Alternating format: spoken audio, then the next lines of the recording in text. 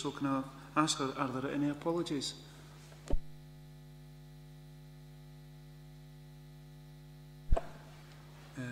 Order of business? Declarations of interest?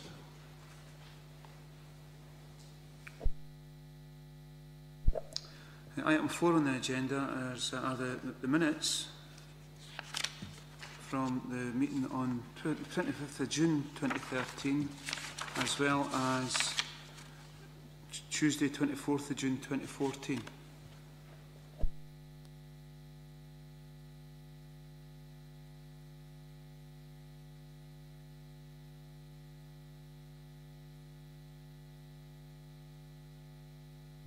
Everybody content? Yeah. So, Mrs Murray, welcome. My name is Andrew Coventry. I'm the Chair of the Petitions Committee. I'll just explain to you the procedure that will follow here this morning. First of all, you will present your petition to the committee and you can state your reasons for doing so. The committee may then ask you some questions. I will then ask the council officers to make a response, and they in turn will be asked questions by the committee, and after which the committee will confer before coming to a decision. There are 3 possible outcomes that we can come to here this morning. The first is to take no action, in which case we'll give you the reasons for that. The second possible outcome is to pass the petition to the relevant director or other council committees to look into with or without any specific recommendation. And the third possible outcome is if the petition relates to another public organisation, we may pass it on to that organisation with or without any specific recommendation. Is that understood? Yeah? Okay, thank you. So, can I just ask you, when you do speak, if you press a button for the microphone in front of you there? Okay, thank you.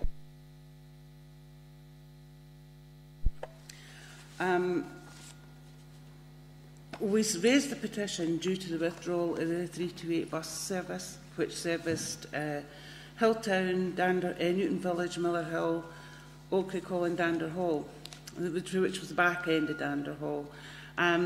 We feel that the Ring and Go taxi service, which has been put in place to replace the bus service, isn't fit for purpose. It isn't available to the people in Dander Hall. Basically, they've been told that they can walk to the main road. We have a lot of elderly residents at the back end of Dander Hall who use the bus, who cannot walk to the main road and have now been basically made housebound. We have, in some cases, there's a couple of cases where they're now suffering from depression. We have elderly people who are being basically housebound. They can't get out unless family goes to take them out. Apart from the fact that it was a means of getting out, it was also a means of socialising, which I believe the council look and support other services to help prevent loneliness and isolation of elderly people. And the withdrawal of this service to our residents has actually put that in place. They've made them isolated.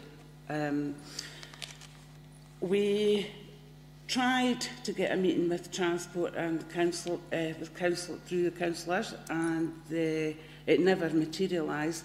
So we went to the Community Council and asked them if they would support us and push forward and hold a public meeting, which we did have.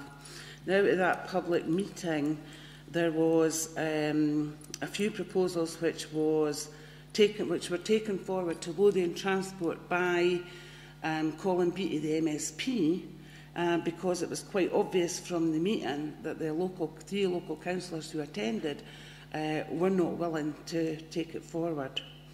Since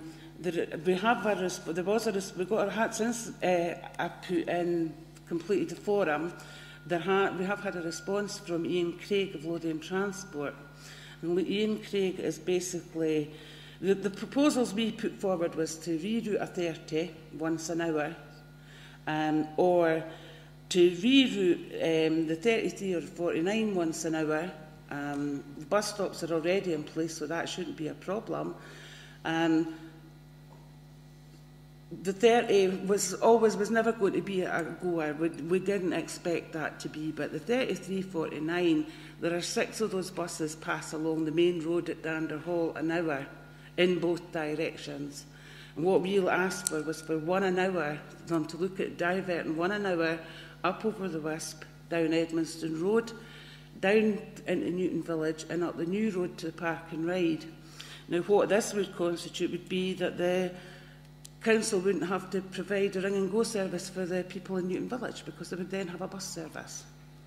It wasn't an ideal solution for the residents of Hilltown and Miller Hill, but at least it was a start, and at least it gave, as we've seen it, it was a win-win situation. The council were going to be, we were going to have a bus service. The Lothian Transport couldn't lose because they were going to get passengers, even though it's like a lot of them concessionary passes, which they still get paid for. They're not getting these passengers at the moment, so they would therefore be getting the passengers.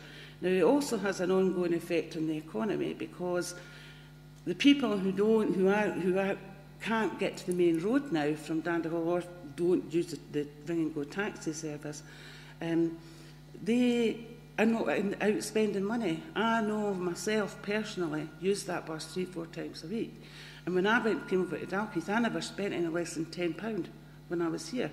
I'm lucky if I come over here. At the moment I'm coming over once a week, roughly, because I've got to come here to get a bus to Musselburgh. But other than that, I'm just bus stop to bus stop and home again. But the ring and go taxi service, to go back to that, it isn't fit for purpose. We have an example is we have there's an elderly resident, of about 80, who stays in Miller Hill, who uses the ring and go taxi service on a weekly basis. So to use that service, she needs to phone up in the morning, book the taxi for the time she wants to take it. She goes to Dalkeith in it, and also estimate the time for them to come back and pick her up. Now that taxi, the example is a taxi came from Dalkeith and picked this 80-year-old lady up. He took her to the Park and Ride and dropped her there. He then carried on to Dalkeith and left her there to get a bus to Dalkeith. To get the bus back to Miller Hill, she had to get the bus from Dalkeith to the Park and Ride. When he then came from Dalkeith to the Park and Ride and picked her up. Now we're talking about an 80-year-old lady, vulnerable, standing at a Park and Ride on her own. Now this is in the summertime, spring, summertime. We're now coming into autumn, winter, and this lady, is she still going to have to do it? Bear in mind, and I know there's a report attached to this, but there's nowhere in this report from the Directory Resources that states that if the taxi, if she is standing there waiting on her taxi to come and say pick her up at 11:30, and I book a taxi to take me to the airport, and the only taxi they have is the one that's going for her, they will send that taxi for me to take me to the airport, and then they will then send that taxi back to the Park and Ride to pick that lady up. So she could be standing there for an hour because full-paying passengers take priority over the subsidised passengers. Well, we're looking at the council now. We feel that they didn't look into it enough when they withdrew the service. There is a recommendation from Lothian Transport, which is basically, they're saying that when chauffeur becomes a reality, commercial dynamics may change. But what it is saying is if the council is interested in exploring ways in which revisions to the network could be made in advance of new demand building up, we would be more than happy to discuss possibilities for making alterations on a subsidised basis, whereby the subsidy is provided by way of pump priming along the lines of the old bus route development grant scheme. Now, to my knowledge, the council hasn't looked at that. They've just basically put out a tender for buses which was too high. We accept that. We accept that we won't get the same service that we had. It wasn't sustainable. It is a low demand area. But we feel that both the council and Lothian Transport have a duty of care in the community to the rural areas. And although Lothian Transport is a business, they all should also have a duty, considering that they made a record amount of profit this year, that some of that money should be getting used to help provide service to the rural areas. You have a railway station which will be opening in 2015. To me, that would seem a perfect time to look at the pump priming, as Ian Craig of Lothian Transport suggests, the BRDG scheme. This would be a prime example to qualify for it. Because in 3 years' time, there should be houses there, shop areas that are going to be developed into a town. And this would, to me, would seem a perfect example to use and qualify for what Ian Craig is suggesting. He's not dismissing out of hand a bus service, but what he is saying is that it would need to be subsidised. And whilst we appreciate that Mid Lothian Council are having to cut costs, there has to be ways that have not been explored to provide a bus service in this area. Basically, we did the groundwork. We went round the houses, the doors, door to door. We spoke to the people. They are, to go back to your the report that came in, it says here, ensuring qualities, removal of the bus service may impact on all who use this service. In particular, many of the users are elderly or have a disability. However, the Ring and Go service will mitigate this. The people in Dander Hall don't qualify for the Ring and Go service, even though the people that used they had the bus service. It's the people at the back end of Dander Hall that used it. And it also says the provision of the Ring and Go service will reduce the likelihood of increased car travel. That's not true. There are more people using their cars now. They used the bus previously because it was there. Now they're using their cars.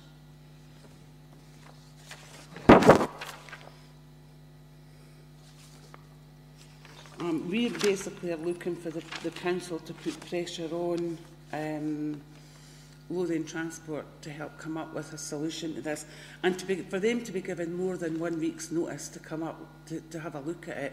I believe when the tenders went out that the Lothian Transport were approached and asked if they could provide a service, but the transport team needed a response back within a week. That's unacceptable. I mean, nobody would accept that they could come back with that response in a week. So basically they said they couldn't help. I feel that the questions that have been asked of Lothian Transport aren't being phrased or being put in the proper context as to what's required. And it needs to be looked at, and there has to be solutions out there that are not as costly as what the previous bus service was. We're not looking for the moon. We don't want a bus every 20 minutes, every 15 minutes. A bus once every hour would be fantastic. Once every 2 hours would be great. But there has to be other places out there that are available to the council to use. I know the LCPS Councillor Bennett, the public meeting, Councillor Bennett did agree that a bus is needed and suggested a new route using the park and ride. They also agreed at the public meeting that we had to revamp the Ring and Go taxi service, which we've been down to Councillor Bennett in his surgery in September. We were at Councillor Bryant's surgery October. We were down at Councillor Bryant's surgery last night to get response to questions that we asked, and we haven't had. He was actually supposed to meet me today, this morning, prior to this meeting, to give me the response to the questions we asked him a month ago. Thank you. You switch off the... Well, does any member of the committee have any questions for Mrs Murray or the petitioner?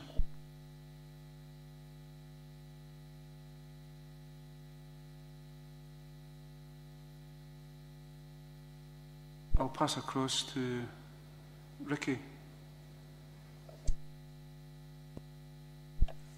Thanks, Chair. Just by way of introduction, just to my right-hand side is Trevor Docherty, who's the travel team manager. So Trevor deals with transport needs right across the council on a day-to-day basis. So between us, hopefully, we'll be able to answer any questions that might come up. I'm not necessarily going to go through the kind of small report that I did verbatim, but just kind of highlight one or two things for members and the two ladies, and then at the end of that, happy to take any questions. There was initially a bit of concern in relation to why the 328 was withdrawn. I'd just like to make it absolutely clear that what happened, Edinburgh Coach Lines carried out a fundamental review of all areas of their business, and following that review, they alone determined that the existing contract that they had with both East Lothian and Mid Lothian councils was unsustainable. In other words, they determined they were losing money, and they duly gave us notice to withdraw from the contract. At that point in time, we in Mid Lothian supported that contract to the sum of just over £100,000 per annum. So what we did, having been given due notice, and it's a 90-day notice that Edinburgh Coach Lines gave us, we then went out to tender, not just to Lothian buses. It was an open tender, and indeed it included Edinburgh Coach Lines. And we went out on a couple of options. One was where East and Mid Lothian would look at a continued joint service, and we also looked at Mid Lothian only services, and that would have been a more restricted route. For those of you that might be aware, the 328 went away as far as Trinent and places like that, and then also within Mid Lothian it came up through Dalkeith and it went to Cowsland. So there was quite an extensive route there.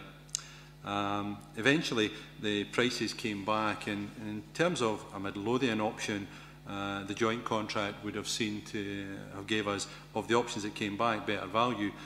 But East Lothian, having reviewed it, determined that they could provide some of the journeys that were included within that proposal themselves or on other routes, and they weren't willing to support that joint tender. So it then left us with the only option at the time, which was a Mid Lothian only based route, going down to Musselburgh as well, I hasten to add. But that was going to show something like a 50% increase. So we were just under £150,000, and I reported that to Cabinet on the 22nd of April this year. But what we also did is we also spoke to Lothian buses on the basis that they returned the lowest tender. In fact, they were the only tender. And we also said to them, look, there was a pot of money there previously. What can you do for that kind of money, the £100,000? And they came back, having reviewed it, and they were of the view that there was nothing they could offer us. And we were going to be entirely flexible. So whether it was, as you suggest, diverting routes or providing just a very small localised service, it was Lothian buses that responded. And I'm not aware that, just to kind of feedback in terms of something that was mentioned, that we gave them a week. You know, it was kind of what can you provide and come back within time frames. Now, to be fair to Lothian buses, they did say that they had imminently the introduction of the trams, and they were wanting to look at how the trams settled down, and we could come back to them kind of in the late autumn. But certainly they didn't at that time see anything that they could offer us.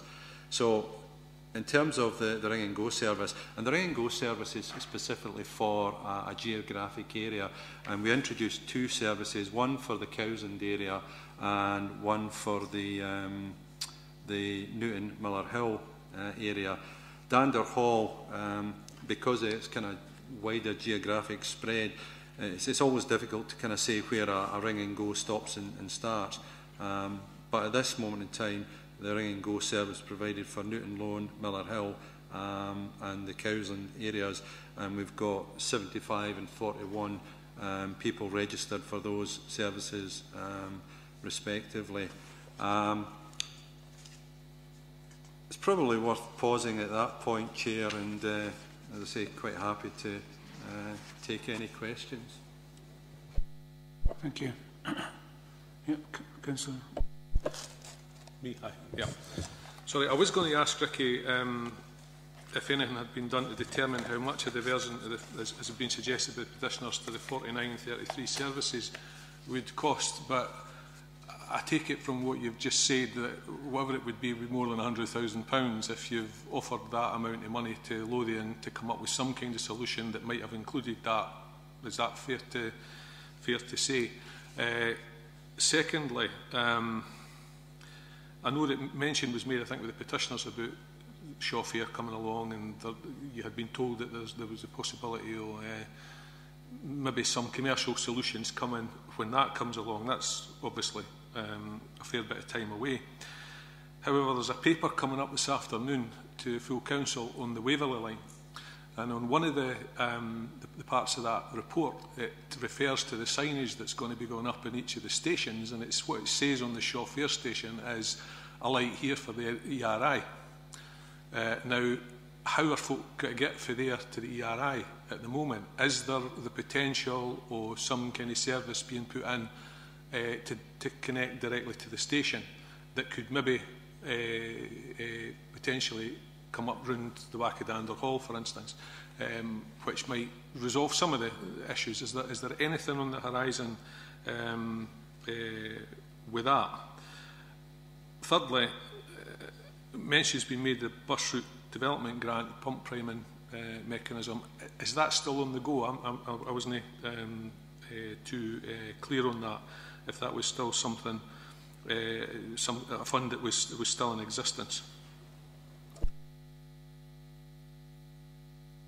Thanks, Chris. In terms of the diversion of the existing buses, kind of getting back to a point that the lady made in terms of pressure, if you like, on Lothian buses. As members will be aware, Lothian Buses is a private organisation in that regard, and we can no more exert pressure on them than we can any other bus company. They make commercial decisions, and in that regard, in terms of diverting buses, it's very much within their thinking that by diverting a bus off what is seen as the direct route, then their belief is that that then may impact on patronage. People basically saying, I'm not going all that way, I'll go on the other buses that miss that. And so the bus companies themselves are always reluctant to do those diversions. But certainly in the discussions we had, it was basically a blank piece of paper if there was anything they could offer us, and they weren't willing to come forward on that. In terms of the chauffeur and the bus development grant, there is no bus development grant, but what there is within chauffeur, there is development monies that are set aside for transport, and we are looking at what may be put in place as a result of chauffeur and the wider chauffeur. So certainly in terms of in the future, we can look at where a bus route may be, the route that it may take. So that's certainly something that is very much active in the thinking process at this moment in time. Councillor Baxter. Thanks very much. Yeah, I'd like to echo one or two of the comments that Jim made there, particularly on the rerouting some of these services. Now, I know that, for instance, people in Rosewell at the moment complain about you need to take a picnic with you if you get the 49 into town. You know, go to the community hospital, Tesco, the Park and Ride, ERI. It's not a bus that people take if they're going directly into Edinburgh. They take it because they're going to the RI, for example, and similarly with the 33. So I wonder if we can put a bit more pressure on Lothian buses and say to them, look, you know, if people are going from Dalkeith to Edinburgh, they don't generally tend to take the 49. It's if they're going to somewhere en route, and so they wouldn't be more disappointed, if you like, to add an extra 5 minutes to what's already a long journey if they're going to somewhere like the RI. But if they're going into Edinburgh, they'll get something like the number 3, for example.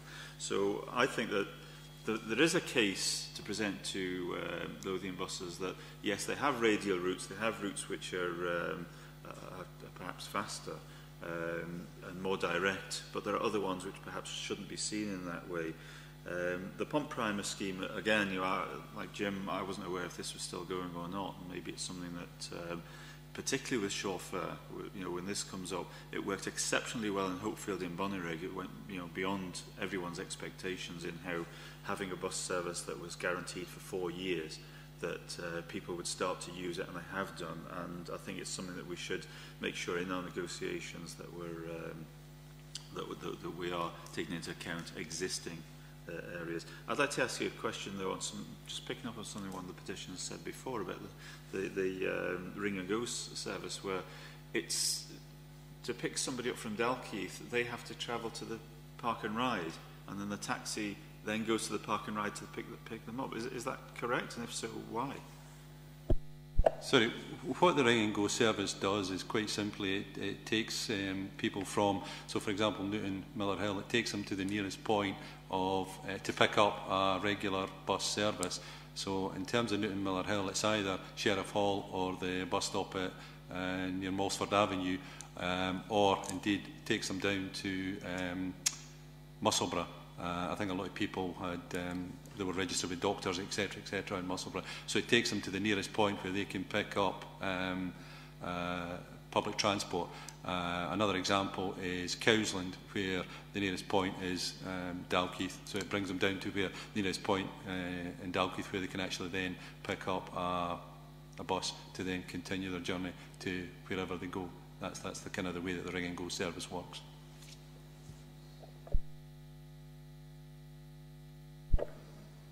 Councillor Rosie. Yes, thanks. Just a couple of things. It's on the, the going off route. Has it been looked at whether, as Ms Murray said, about the, even they accept even 1 every 2 hours doing that? Is that a possibility that could be explored and put to Lothian buses? Bear in mind there are some other routes in Mid-Lothian, I know, like say the 62 at nights going to Pennycook or right down to Peebles, that goes round by Roslyn because it picks up on the 15 that doesn't go at these times of night. I just wondered if that was a possibility it could be looked at and would be less costly, obviously, to do that. And 1 bus every 2 hours doing that wouldn't be maybe a big issue. The other thing is on the point made about the Dial and Go service, the priority that's given. Is it right that someone going to the airport would take precedent over someone wanting just the Dial and Go service to get up to the bus route? Just on that one. Can I, sorry, see before you answer that, can I just add a wee bit, because I was just about to mention something very similar about I believe it was mentioned there's 6 buses an hour, and to divert 1 every hour or every 2 hours, it's something that we could approach Lothian Transport with a view, hopefully, to look upon that sympathetically. But the other point, before you answer Councillor Rosie's point, is it right that the Ring and Go, if I understood properly, that there's areas of Dander Hall which aren't covered by the Ring and Go?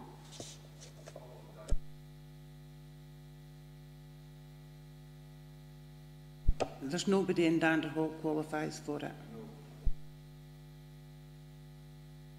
it. Just to answer that, I mean, in terms of diverting 1 bus or whatever, yeah, we can certainly approach Lothian buses.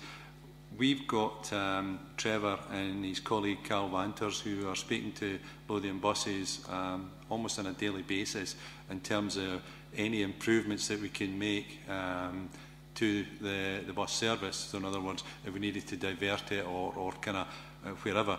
But I come back to the point, or the points that I've made earlier on, that it's a purely commercial basis in which they make their decisions. There was mention made about Lothian buses of a duty of care. Essentially, they are very much a commercial organisation, so decisions are made on that basis. And what they've said to us in the past is that this whole idea about diverting 1 in 5, 1 in 6 buses, they're always very reluctant to do that. But absolutely, we can approach them and come back with a definitive response on that. In terms of whether the paid passenger takes priority, the Ring and Go is quite clear in terms of what we ask the operators to provide. Now, the first thing I would say is that we've not had any feedback at all, complaints that the Ring and Go service isn't delivering what it should. And the only way that we can respond to the operator and raise concerns is by way of having those complaints. But I can say that you phone up, you book, and you get your time, and that's it. There is no, the operator will, well, sorry, I'll cancel you or whatever because I've got a paid passenger. It is very much that's the contract that we've got with the operator. If they've got a fare that's arranged for a certain time, then they honour that. And as I say, if that hasn't happened, we've not had any feedback, but certainly we would act on that if there was. I think that's kind of... My other point was asking about the Ring and Go in Dander Hall. Yeah, as I said earlier, the Ring and Go service is generally introduced in a known geographic area, and that's why the more outlying areas, Newton Village, Miller Hill and Cowsland had the Ring and Go service introduced. If, for example, you have disabled who are previously used the 328 at Edmondson Road, for example, there is always the taxi card that's available for them, but not the elderly. If there was a proposal to introduce the Ring and Go service, then the difficulty within Dander Hall is what are the geographic parameters, because it wouldn't simply be those people on the route. In other words, Edmondson Road, it's how far, either extremity. You could say it's the whole of Dander Hall. What I can't then do is determine what that would likely cost to the council. It would be a kind of almost a suck it and see, but that's the kind of general rule of thumb that's been used in the past for Ring and Go services. But that's not to say it couldn't be introduced in an area, whatever that area may be in the Dander Hall area.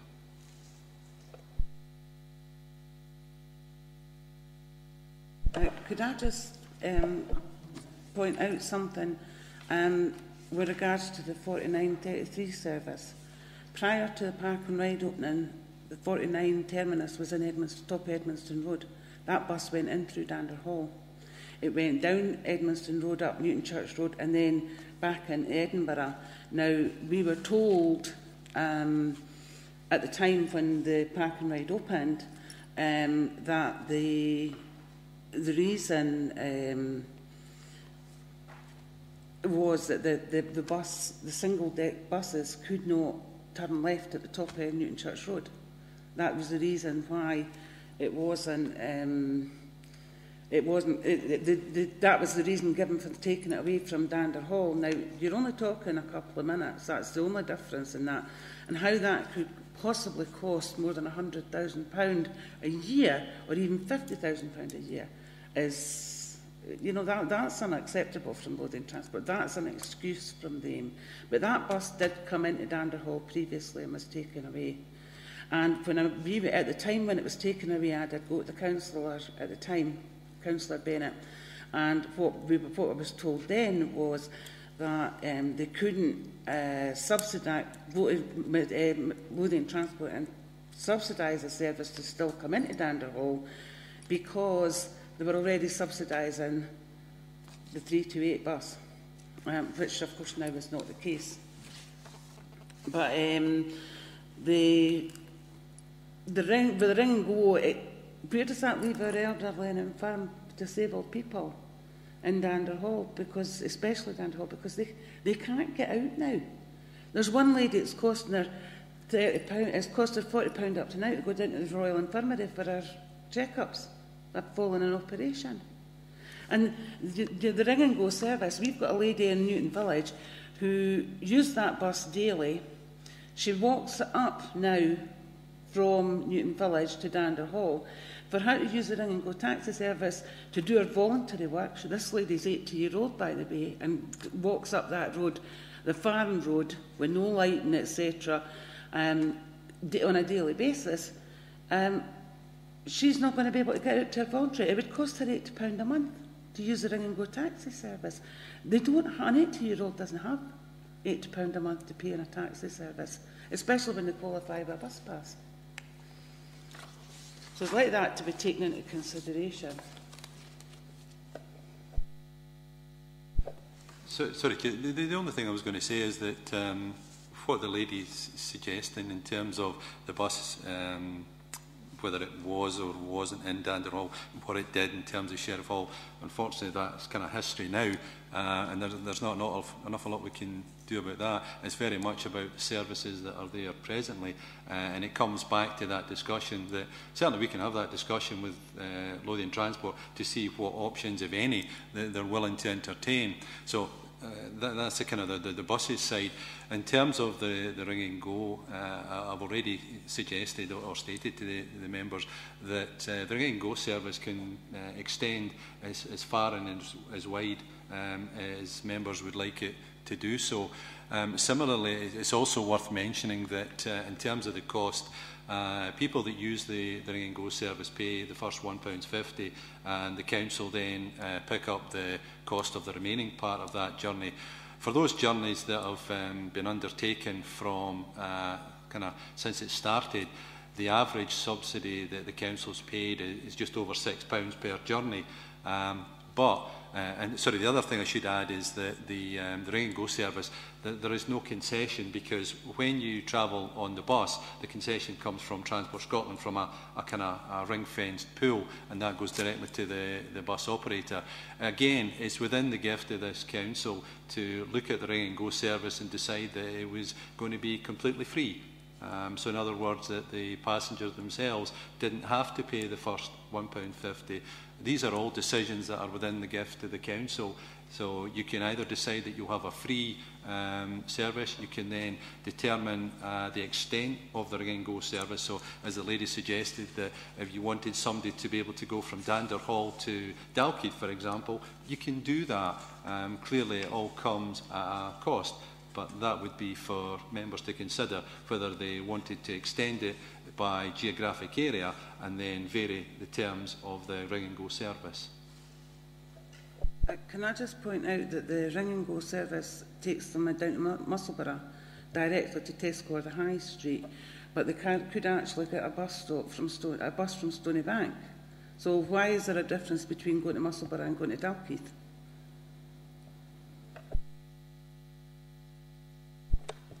Because the 328 originally serviced Musselburgh, and our understanding was that there were residents of Dander Hall who still use Musselburgh for doctors, etc. So that's why the service was provided down to Musselburgh. As Ricky said, in terms of the ring and go service, once the ring and go drops you off at the bus stop, then there are buses into Dalkeith. There's no other option for Musselburgh as far as we can see, and also for turning the vehicles. So Musselburgh was the logical place just to go to. We felt that that was the best service to people who want to use ring and go. Thanks for clearing that up. The only bit about the ring and go with the going to Dalkeith is what bothers me and a lot of the residents is leaving vulnerable pensioners standing in a park and ride that is open and nobody there, because this lady uses this weekly, and there's very seldom anybody else at that park and ride when she's standing there waiting on her taxi. And this has been, we have to bear in mind, this service has been in during spring, summer. We're now coming into autumn, winter. So we're talking that it's going to be a lot more difficult for these people to get out and about now than it was in the summer. Can I propose that the committee pass the petition to Lothian Transport, but we also pass the petition on to the council officers to have a look at a feasibility of extending the ring and go, you know, to see how realistic that could be. Councillor.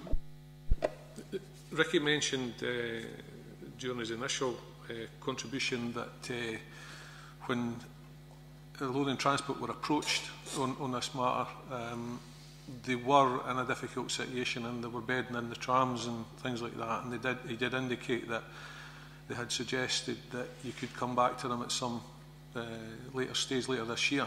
Presuming for what we're saying that still hasn't been done yet. Therefore, could we be going back to Lothian and looking at specifically, I take on board the points that Councillor Baxter makes about the 49 in terms of it's no like, I know that the 33 folk are coming out the tune to Gorebrig and they've got to go through Mayfield and things like that, and I get quite a lot of the complaints about that, how long that journey is. And you know, you would try to avoid making that longer, because people are making long journeys on that, whereas the point that's been made about the 49 is, you know, your destination isn't going to be Bonnyrigg to the Toon. If you're got to be going somewhere in between, or you would take a different bus. So maybe we could be looking specifically at that and asking them, and by all means, as been suggested, provide them with a copy of the petition as well. The issue of extending the parking ride to the Dander Hall area, I mean, I'm trying to get my head around what we're trying to resolve here, and it's always difficult when we've got local knowledge or individual circumstances that are really impacted by something like the withdrawal of that. But I'm thinking of the people you're describing obviously live on the periphery, the far end of Dander Hall.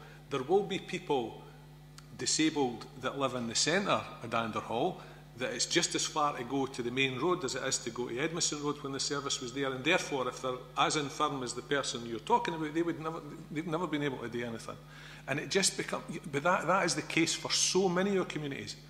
There are many of our communities where the journey to the bus stop from their house is longer than going for the back of Dander Hall to the main road. We've got to be fair to everybody. How can we institute the ring and go service for the whole of Dander Hall and no do that in a lot of your other communities which are further for the main road? And that's the dilemma that we've got when we're trying to figure out how we spend scarce resources here. Can we afford to spend, I know you're accepting we can't, but can we afford to spend £150,000 to reinstate that route going back to the back of Dander Hall for the number of people that we're talking about here when we've got issues in other places? It's no easy, but I think the way forward is to try to ask the Lothian Transport to reconsider even one of an hour of the 49s to be, although I do realise, and I'm surprised you haven't said it, the potential impact of that. I mean, we as laymen look and say, how can it cost that amount of money to divert a bus? But if diverting that bus, it's got knock-on effects to the timetable right through the day, and it might mean, and I've heard the argument put, that an additional bus has got to be put on. And that's where the big money comes in. You know, if it means that there's another bus got to be bought and other drivers employed, it has a knock-on effect because everything's that tightly run. So it's not an easy thing to do, but I think the only thing we can do is to go back and ask them if they're prepared to move on that. Councillor Rosie. Yeah, it's just on a follow-on from that is we also have to bear in mind that we do have ring and go services in other areas of Midlothian, such as Howgate and sometimes Auchendirry and that, isn't it? And I'm sure there'll be others, which is the knock-on implications of it. You know, we're not just talking about one area here. If we make a decision, I'll put that to council, they've got to look on the whole of Midlothian and the impact that would have. And although if we just do it in one area, that might be, well, that's sort of manageable, but we'd probably have to implement that throughout Midlothian, and that could have serious implications on us if we do decide that the whole of the ring and go thing was free. It's just another thing we've got to bear in mind, I think, you know, when we are pushing forward. But I quite agree that we should be doing something to try and put pressure on Lothian region if we can, and come up with the suggestions. I think Ms Murray put forward quite a good case there, but as Jim says, we don't always know the full, just altering one bus could have, but I think we should do something to put forward the case. Councillor Baxter. Sorry. Could I just add that I've managed to go back as far as 75 years. There's been a bus coming through Newton Village, Musselburgh, Newton Village and Dander Hall. 75 years is as far back as I've been able to take it, but there's been a bus once an hour for the last 75 years up until April this year. Councillor Baxter. Thanks, Chair. Ricky has my every sympathy in dialogue with Lothian Buses. As Chair of the Community Council before I was elected, I met up with the directors of operations of both First Bus and Lothian Buses. And the commercial organisations, they freely admit that. And you know, unless something is commercially viable or it's subsidised, they We simply won't do it. But I think a couple of points that have been made, I think, are quite valid for us to go forward at this time and maybe apply more pressure. One, as somebody mentioned, the trams are now bedded in, more buses are available, and I think that's why they've increased some services in parts of the Lothians. But also the Borders Railway. I think the Borders Railway in a year's time will be running. People will want to get to those stations, and it's not walking distance. So there will be a need for more buses that are not just taking you into Edinburgh and out of Edinburgh, but getting you to other places. The Borders Railway will have a station at Chauffeur. You know, it's not that far away. They must be planning now for what's going to happen in a year's time. They must be, and I think that if we do add to that the case that not only will people be getting off trains at Chauffeur, but that we're wanting to travel to different places, and Danderhall will be one of those places. I would think that we will be wanting to serve it. One other point I would like to make, and if we can apply pressure, I would like us to. I know it's of no particular help here, but the solution to this and to many problems like this lies with the Scottish Parliament. We really need bus re-regulation, and we need it fast. The ideas about having a sort of contract with the bus company that says if you're running the number 3 route, which is profitable, you also run other routes which are less profitable and feed into that. And this is part of a package, and it gets away from councils having to subsidise because they're all packaged together. The companies don't make a huge profit by creaming off certain routes, but they have a social responsibility as well, which is built into that re-regulation. So I'd be interested to know, perhaps not here, whether Colin Beattie is of that mind and whether he's taking that forward through the Scottish Parliament, but it's something which perhaps you maybe should speak to him about to try and push for. It's a longer term solution and not something which is going to help this particular case, but if it does come about, then it will help people in a similar situation right the way across Scotland. But yes, I would move as well that we do apply more pressure to Lothian buses. Can I just agree with that point? I mean, we've got to get people out their cars and we've got to have people using public transport. But we are where we are at the moment. As has been alluded to, if I understood properly, Ricky, the Lothian Transport indicated that late autumn would be willing to look at it again once the tram service had bedded in. So we are now at late autumn, and I think it would be worthwhile to, you know, if we did approach Lothian Transport once again with that, and along with the petition, you know, to make sure that they are aware that there's a lot of strong feelings within the local community. I think that, you know, I would agree that that's the route that we should go down and what we should recommend here this morning. Has everyone agreed to that?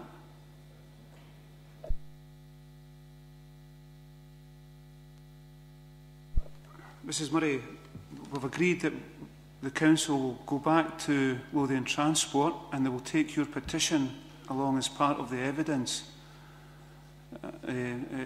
as to that, and we'll keep an eye on the situation. Thank you. Will somebody come back and let us know, or at least let me know an update on where they are with it? Ricky, would you? Yes, no problem, Chair. That's what I was going to actually say, that I will get a meeting with Lothian buses as soon as possible, hopefully in the next couple of weeks, and obviously discuss this issue with them. And as soon as I've got some feedback, now they may want to take some time to have a look at it, but as soon as I get a definitive answer from them, I'll come back directly to you. But also the other thing I was going to say, and I mentioned it earlier on, that we've not had an awful lot of feedback in terms of the ring and go service, and I appreciate it's not within Danderhall, but I would stress that if there are any issues that we need to look at in terms of the ring and go service, if we get that feedback as well within the current system. Thank you. Thank you for attending, everybody.